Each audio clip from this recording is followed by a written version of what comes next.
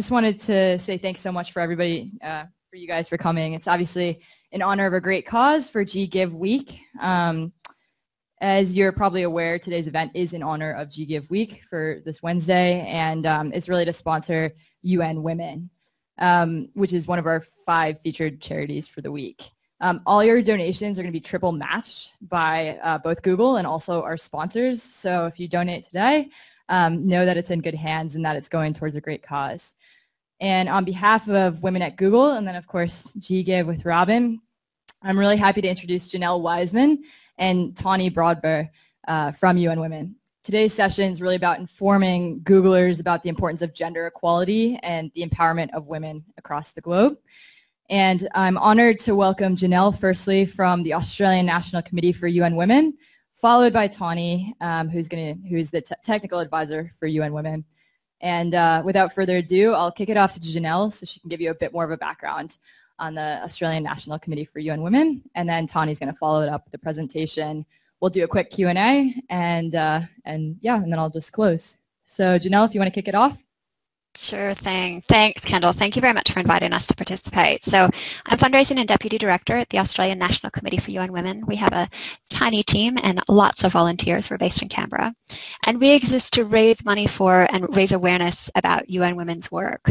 So UN Women is the United Nations entity to support women's empowerment and advance gender equality, and is currently working in 96 countries around the world.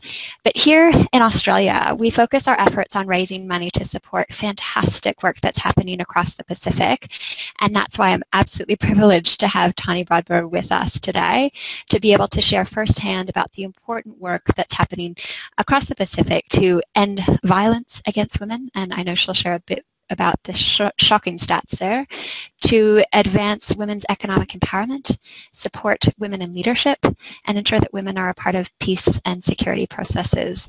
So it is an absolute privilege to have Tonni here.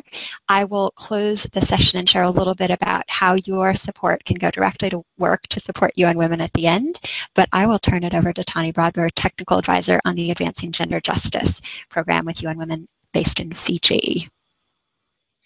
Thank you. Thanks everyone, and thanks for coming, and thanks for having me. It's a pleasure to be able to speak with you by Hangout, and it was a pleasure to be able to be there the last time I was there. As Janelle said, I am the technical advisor for the Advancing Gender Justice program in UN Women for the Pacific. So if you could just go to the next slide, Robin. I wanted to give you a bit of background about what we do. We cover 14 countries in the Pacific, basically every single country in the Pacific that is independent, except for Papua New Guinea, which has its own UN Women's Office there because of the situation there. They need their own attention. And we would not be able to give the kind of support that's required from Fiji. So we cover the entire range of the Pacific because what we found is globally, even though the Pacific is one of the most beautiful places in the world, it also has the highest levels of violence against women in the world and the lowest levels of women's political participation in the world. So in the Pacific, 2 out of 3 women experience physical and or sexual violence in their lifetime from an intimate partner. I was just saying to Kendall earlier, when you say some of these figures, it doesn't necessarily resonate, but when I give some of the individual stories towards the end of my presentation, it's shocking to remember that when you enter a room for a meeting, if you're thinking 2 out of 3 women are experiencing violence, 2 out of the 3 women right there in front of you are experiencing violence. And this is something that we've experienced every time we hold a workshop. Someone mentions the fact of what their life experience has been. The Pacific used to have 3.2% of women in national parliaments. It's gone up to 5.2 since Fiji's election in September, but 2 countries have 0 elected women in parliament, and that is in the federal states of Micronesia and Vanuatu. And unfortunately, Tonga just had their election last week, and they did not elect any women to a political position. The issues aren't just about leadership and ending violence against women. The issues also relate to whether people can access justice. Do you have access to a lawyer? If you have been a victim of sexual violence or physical violence, are you able to to reach out to a paralegal even. And what we found was that in many countries, for example, in Solomon Islands, only 17% of the women in Solomon Islands live in an area where they can access legal aid. So most of them aren't accessing legal aid.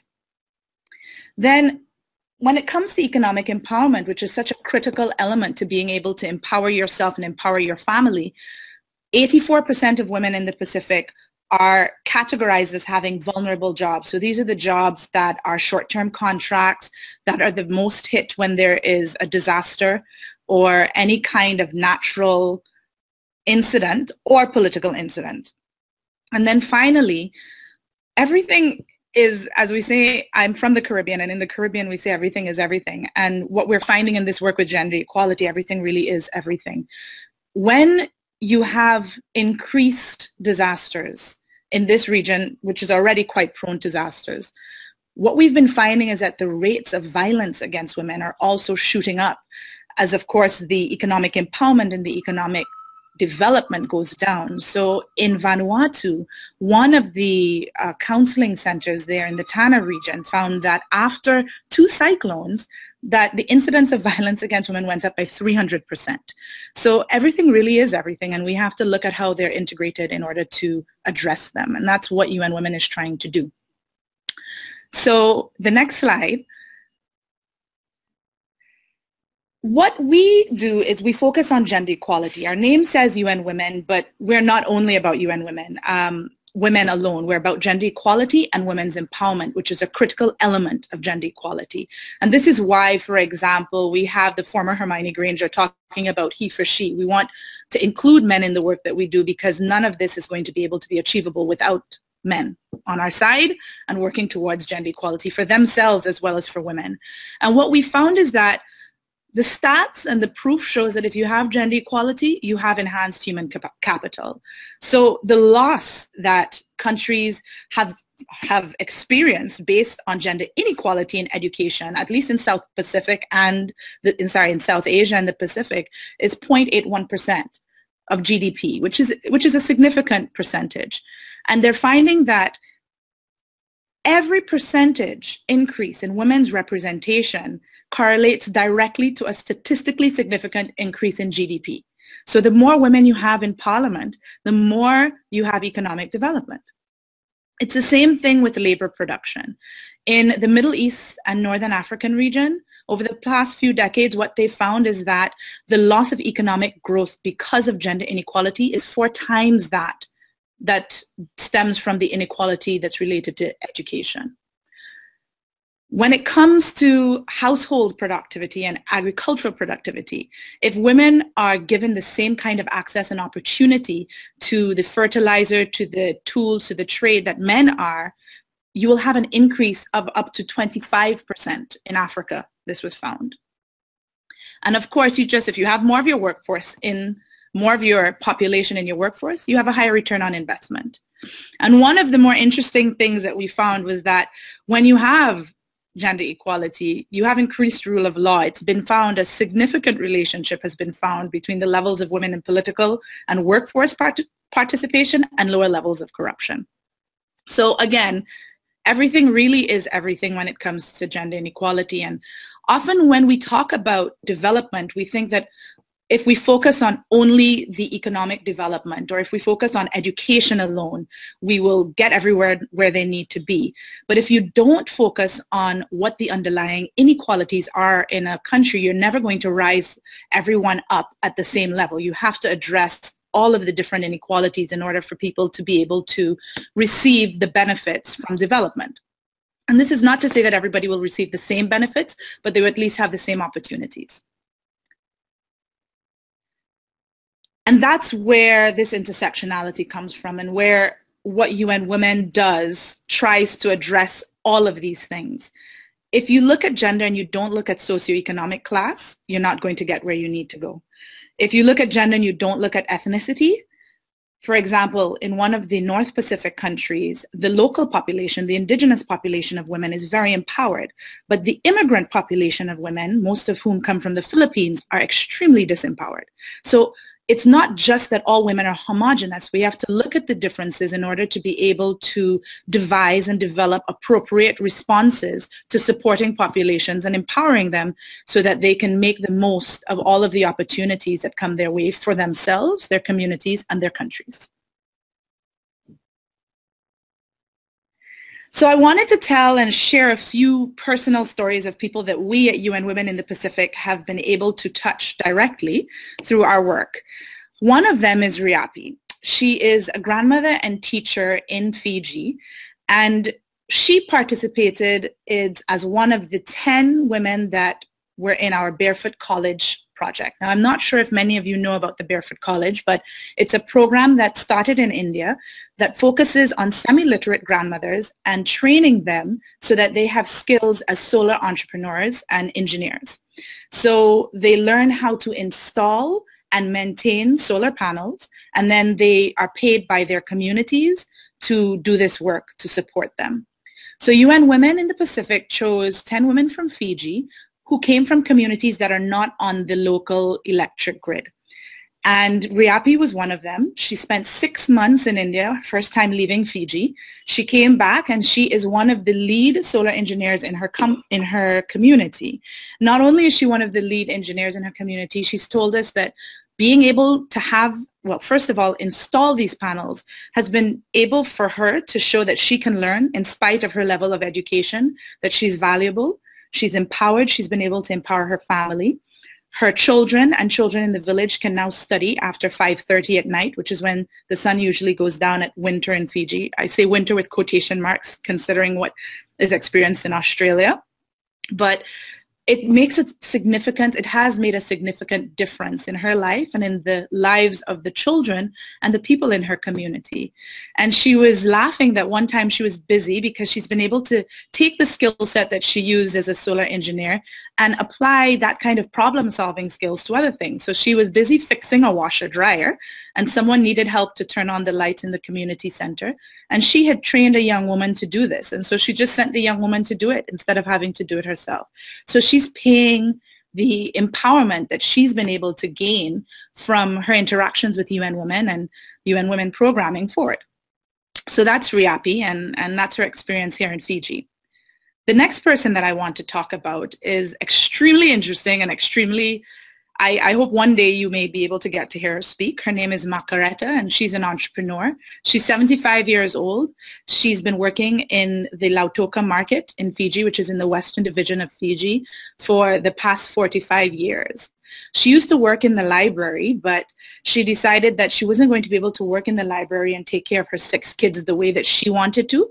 So she became an entrepreneur, and she started to make handcrafts and what they call tapas here, which is a really beautifully designed material that you can put on your walls, and mats. So she used to work in the market selling her goods, and she started to rally the women around her to tell the council who runs the market what they needed. And they weren't getting her what they needed, and they weren't taking care of them. She asked for a house to be built for the women who had to come from far distances, and they didn't. So Margareta found some land close to the market, and that wasn't owned by the council, and she moved all the women over there. And it lasted for 14 days and 14 nights before the council realized that without the women, they would not be able to maintain what they were doing. And so they asked them back, and they gave her what she needed, which was, they said they were going to build this house. Because of what she did, she was featured in the local papers, and the former head of UN Women saw it and went to her house and said, "How can we help? How can we support you?" And from that initial exchange, our Markets for Change program, which is supported by the Australian government, was born. And that program helps with financial support in terms of building and supporting the building of sustainable infrastructure for women, so they don't have to sell from the floor. They can be on chairs and have desks, that they're clean and functional toilets, and it is well maintained, and that there are communal spaces where they can sleep if you are coming from far. So those are some of the things that we've been able to do, not only in Fiji, but Vanuatu and Solomon Islands.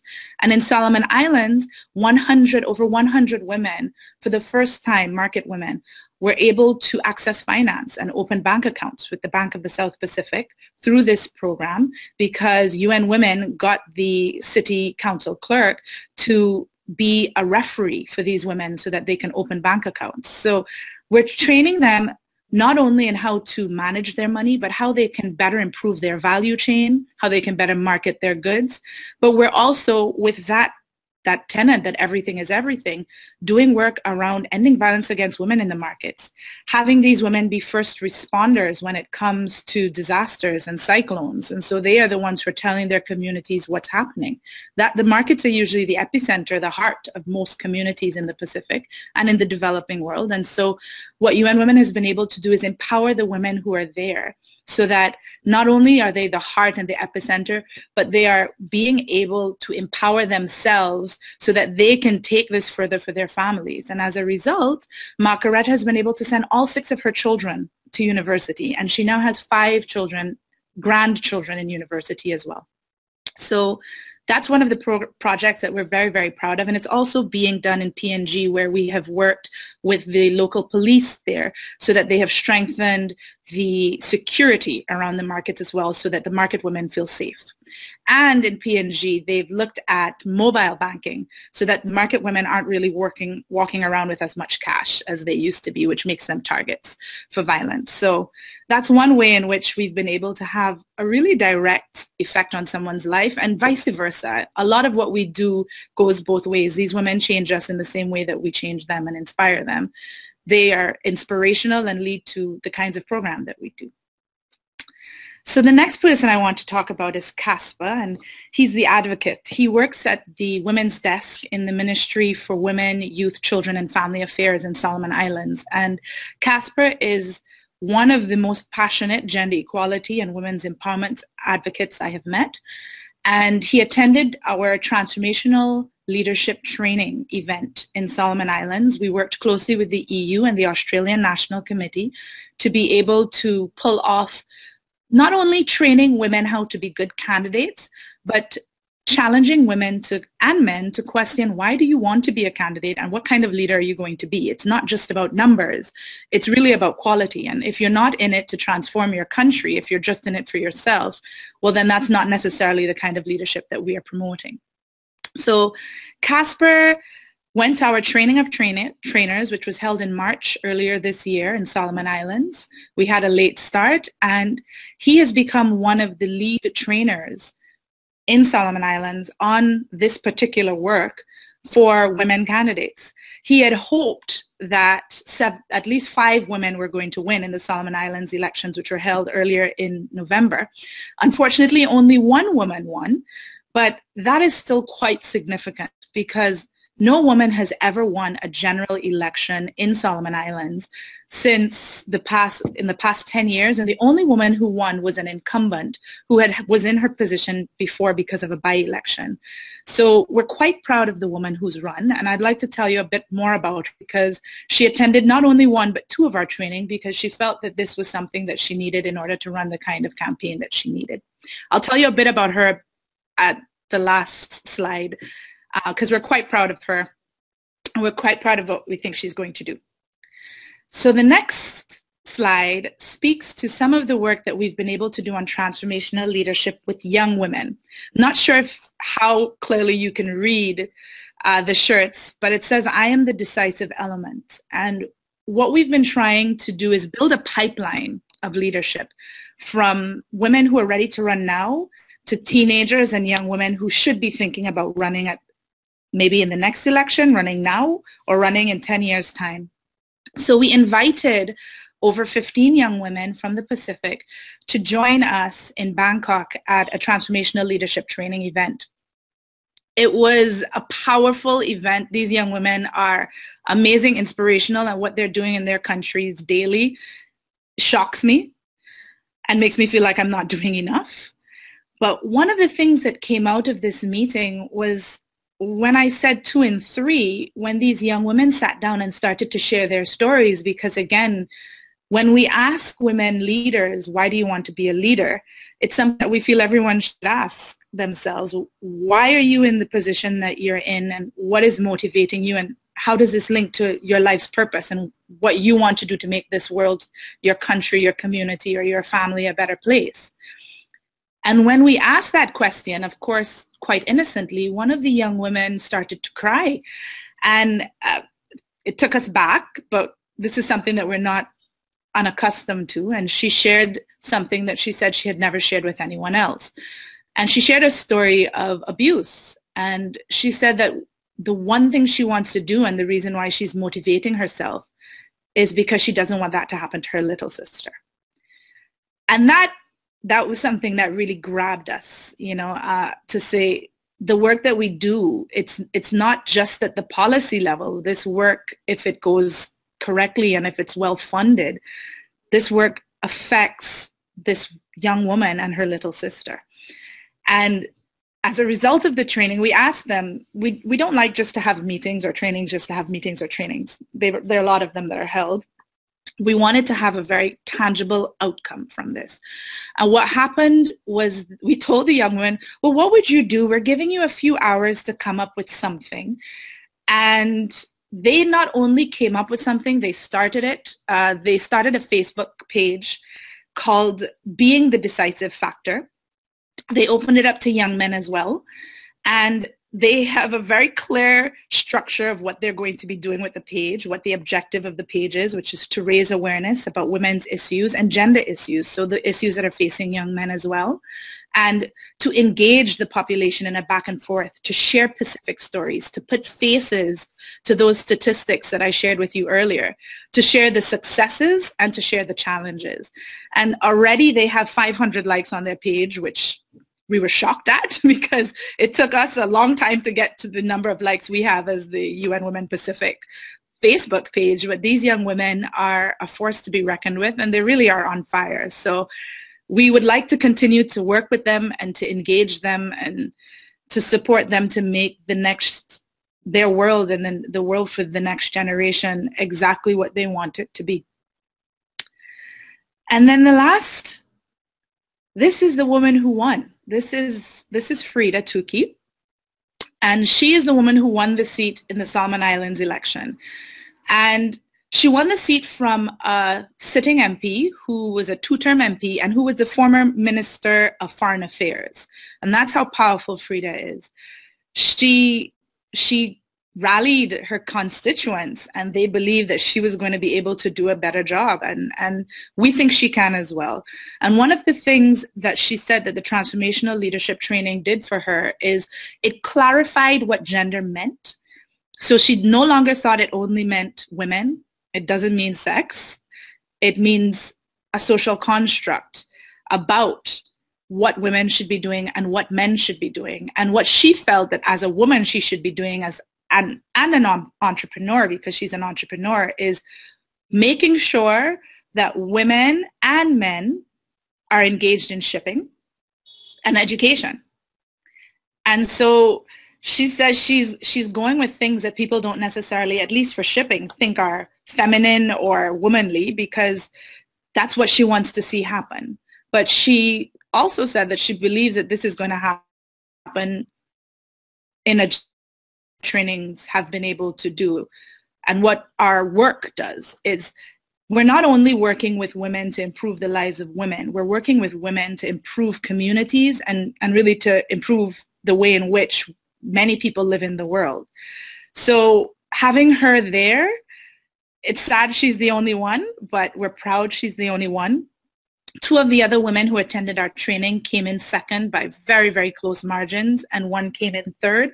So we're quite proud, and we hope that we'll be able to continue to support them, because the work doesn't stop when you get in, and that's something that we wanted to really make sure they understood, that the work continues. Actually, the work starts really when you're there. And so we hope to have a strong program of support to continue while she's there, so that she gets not only the emotional and mental support that she needs, but the technical support that she needs so that she understands. So our staff in Solomon Islands have already been supporting her with her first speech so that she feels that she's continuously supported by the women's movement and by UN Women. And when I say that, we don't take a political side. So we'll help anybody who would like to have any more information from any political party and any sex, man or woman.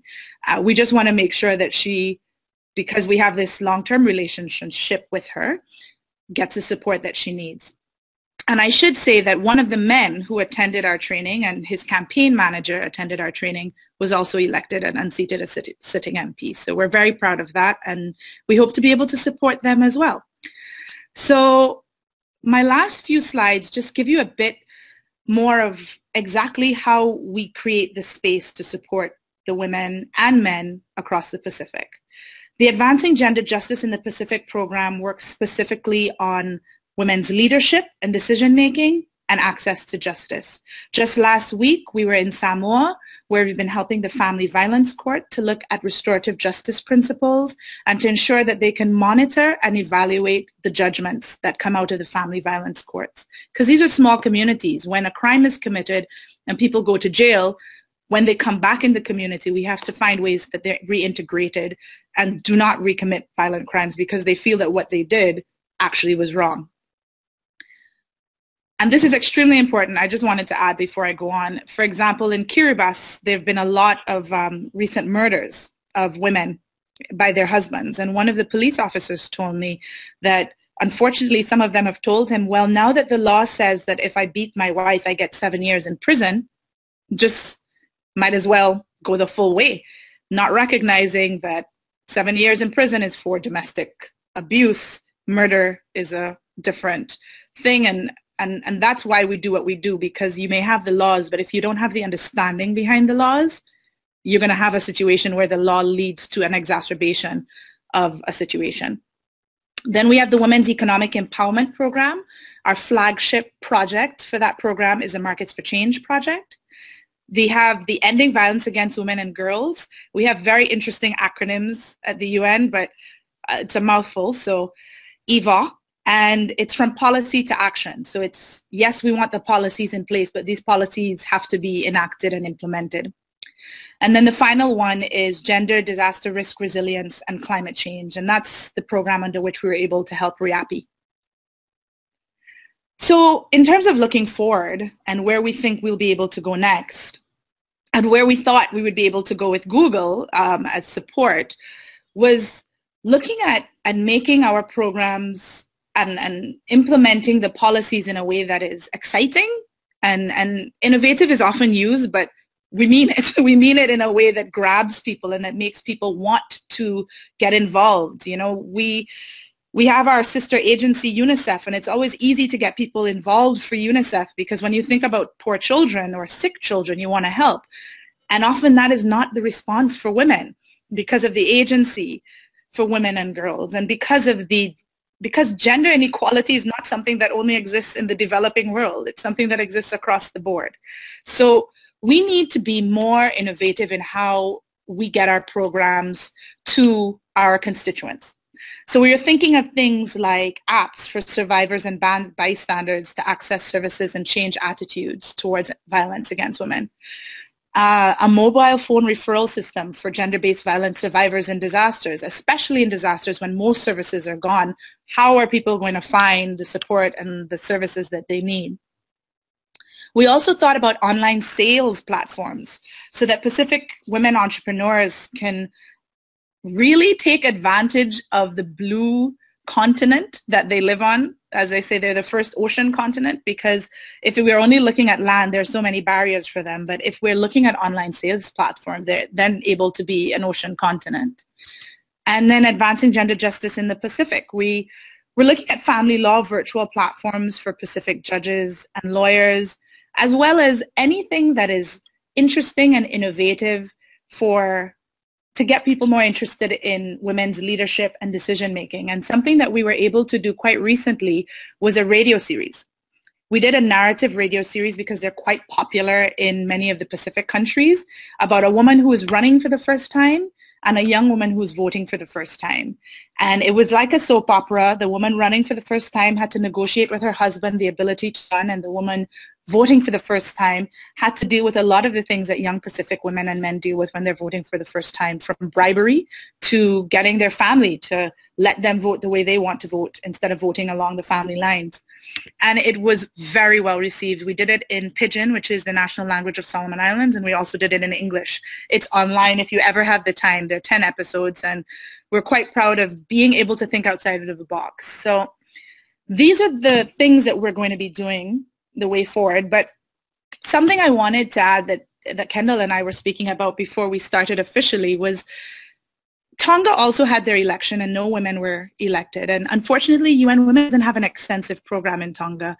And my colleague from UNDP, which is the United Nations Development Program, they do have a program there. And she called me and she said, you know, I'm really sad because I feel that if there was a UN Women program here, we would have been able to at least do the groundwork around gender inequality and getting people to start to question why they think women can't be leaders, and maybe a woman would have been able to be elected.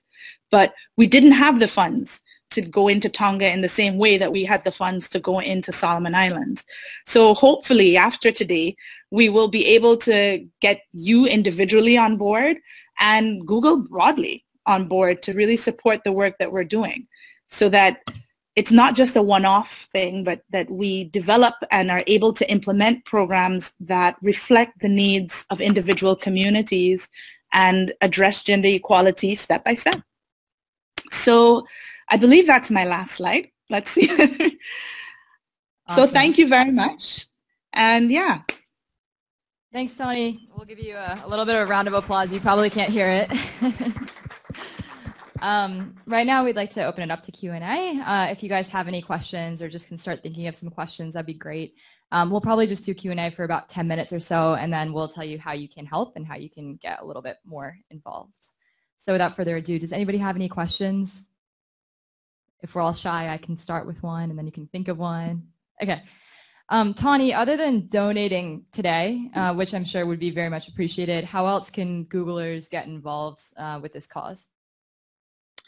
Well, we have the He for She campaign, which I hope everyone has heard about. That's where Emma Watson got involved. And there are individual ways in which you can also support the Australian National Committee for UN Women. They're an NGO and they need volunteers. They need great volunteers.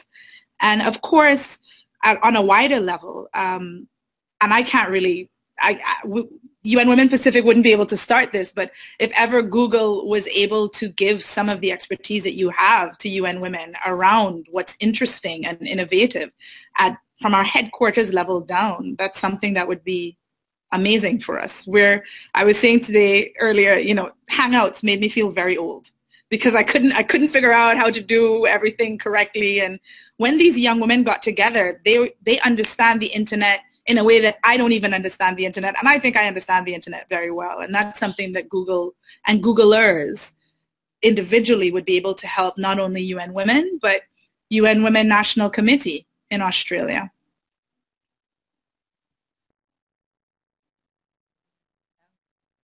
Yeah.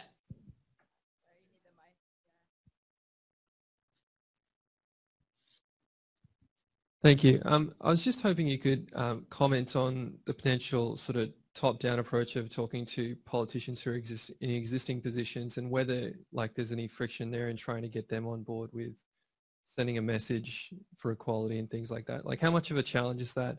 Have you had any success with that sort of thing? And yeah, just general comments on that. Thanks. Yeah, we try to do all of the approaches top down, left, right, all around. And so we have done a lot of work with politicians. It takes time. We've had successes in some countries. So in federal states of Micronesia, after speaking to some of the men who are in their Congress there, they drafted legislation for a special measure to allow more women to come into parliament, but not all of the people were on board. So it takes more time. But when personally, what we found is that when we have really great champions who are elected leaders, it changes everything. So we were able to bring from Samoa, the electoral commissioner from Samoa, to Solomon Islands to share his experience of promoting gender equality in Samoa. And as a result, the Solomon Islanders believed, okay, so gender equality this is not an external concept. This is something that is a Pacific concept, and this is something that a Pacific country has already implemented and something that we can do as well. And so as a result, the people who sit on the Constitutional Reform Committee asked UN Women to draft a bit of a brief to explain what temporary special measures are and what kind of measures they could implement to promote women's political participation in the same way Samoa did. And the reason Samoa did it was because the Prime Minister went to the General Assembly and the Secretary General spoke about the importance of women's political participation. And the Prime Minister really believes in it and he pushed it, and there's a parliamentary support program that our colleagues at UNDP lead, and as a result, they were able to draft legislation and pass it. And that was what we've been able to take parliamentarians all over the world to do. And in Vanuatu, we also worked with the parliamentarians there. And as a result, one of the parliamentarians pushed through legislation for a municipal act so that there would be a quota for women for 4 terms, so that women would be able to have a seat in the municipal elections and municipal councils. So it works. It just takes time. Thanks, Tonni. I guess if anybody else has any questions, just let me know. But in the meantime, I have a question. In APAC, is there, obviously you oversee all of the APAC region. Is there a particular country that is a really big focus country for you right now? And if so, what is your main project that you're really focused on, especially leading into 2015? No, well, the thing is we specifically, we're part of the wider APAC region, but we only look at the Pacific from my office in Fiji. And we have to try and look at the 14 countries in the Pacific as equally as possible because the governments want that support. So we work very frequently in Solomon Islands because Solomon Islands is a country that people understand needs the support and the funding. And we've been working on the leadership and decision making, human rights and access to justice there. We have the Markets for Change project there, and we also have a lot of ending violence against women programs there as well.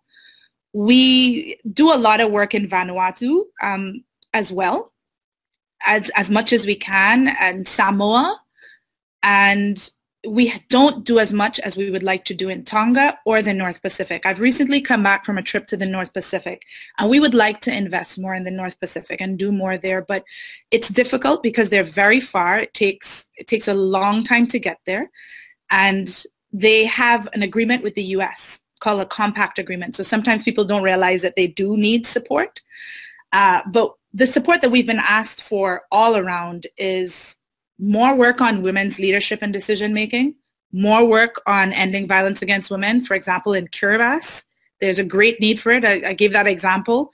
We really need to do the advocacy and communications work around the legislation that has been passed. And there's more work needed generally just across the board on disasters and how to have not only a gender responsive disaster response, but how to prevent or have a gender responsive management of disasters in the first place. So that is a lot of the work that we do, but I can't say that we focus on any particular country. We try to spread the love, I would say, across the 14 countries that we work in. Awesome. Thanks, Tonni. I think we'll probably just wrap up with Robin asking a question, and then I'm going to talk about how people can donate and where they can donate. So I'll give it to Robin, and then we'll wrap it up. Hey, Tonni and Janelle. So I guess in Australia, we've had probably in the last year or two, quite an aggressive move away from the word feminist. A lot of people are kind of distancing themselves from the word, whether they're not really distancing themselves from the actual, gender equality, but they seem to be very scared about using that word because it gets kind of spun around to mean other things. And obviously in this room we've got people who are very much on our side, for gender equality. But when you're talking to someone who's not doesn't really understand it, using the language we'd normally use to explain it and try and, debate people with it sometimes doesn't work. What kind of advice would you give to broach those conversations with people who are really not open to it yet? Yeah, I would give the same kind of advice that we give our candidates, the candidates that we train. I have realized as well sometimes when you enter the room and you use gender equality, women's empowerment, or even feminism, some people shut down and they're not open to the rest of a conversation. But if you explain what you mean without using those terms that make people shut down and you introduce the terms towards the end, it changes everything. So, for example, recently in Palau, I was there last month, we were talking to a group of elected women and professional women about transformational leadership and women's leadership generally. And I told them, if you're speaking to people who don't use these terms or feel that everything is okay, perhaps you should say that what we're talking about, instead of gender, we're talking about what it means to be a man, what it means to be a woman, and how that affects women and men. And one of the women said she went home and she spoke to her mother about that, her 80-year-old Palauan traditional mother, who could understand that instead of understanding gender. And when she said that, and she asked her mother and her husband, so what do you think it means to be a Palauan woman? Or what do you think it means to be a Palauan man? And they gave their answers, much of which around the man was to provide and to protect. And then you ask, well, if the woman now starts to provide more than the man can, what does that mean? Does that mean he's less of a man? And then the conversation starts from there, because then you really start to interrogate what masculinity means, because a man is a man in spite of whether he earns more or less than his partner. And that's something that, unfortunately, if we don't get to the root of, we're going to lead to people holding on to stereotypes of masculinity that are dangerous for themselves and their families. So it's breaking down what we mean and not using jargon that either alienates or confuses people. So that's how we've been able to do it, and that's how I would suggest to do it. Really get to the root of what it means. And again, if we have a lot of people who say every time we have a discussion about gender equality or ending violence against women, what about the men? What about violence that deals with men against men? Or women are now in more schools than men, or graduating from from university more than men. But the questions then is to challenge, without getting too aggressive, if a woman, since there are more women getting degrees than men, is this leading to them getting equal pay? Is this leading to them getting the same kinds of jobs that men are, the same levels of promotion that men are, even if they have the same levels of qualifications that men do? If not, we're dealing with a systemic issue. It's not just an individual. We're dealing with a systemic issue that doesn't value women's work in the same way that men's work is valued. And if we're looking at violence, the leading perpetrators of violence across the board, whether it's violence against women or violence against men, are men. It's not an indictment. It's just a fact that we would have to address, saying, so what is it about masculinity, and what is it that we're telling boys and men about themselves that is making them act in a way that is dangerous to themselves and those around them? Then you start to get people engaged in a conversation. Awesome. Thanks for that, Tonni. We just want to say how awesome it's been to have such a great presentation from you, and it's really informative, and we really appreciate you dialing in all the way from Fiji today. So thank you so much. And yeah, we'll just wrap it up now. And I just want to let you guys know how you can donate. It's much easier than the last bake sale I had, where we were just trying to gather coins and dollar bills and all of that. Now you can just donate with your badge. So Robin has a little, thanks Robin. You can just go donate with your badge, put in an amount, and it's just going to get deducted from your next paycheck. So really, really easy to donate today. And again, it's going to be, and you get a Mars bar slice, which I tried one earlier and they're fantastic. But yeah, feel free to donate today. Obviously, it's for a great cause, for all the great work that Tonni and her team are doing over there. And it will be triple matched by Google and a sponsor as well. So Thanks again. Thanks everybody for coming today. And yeah, with that, thanks Tonni. See you. Bye Janelle. Thank you. Bye. Thanks.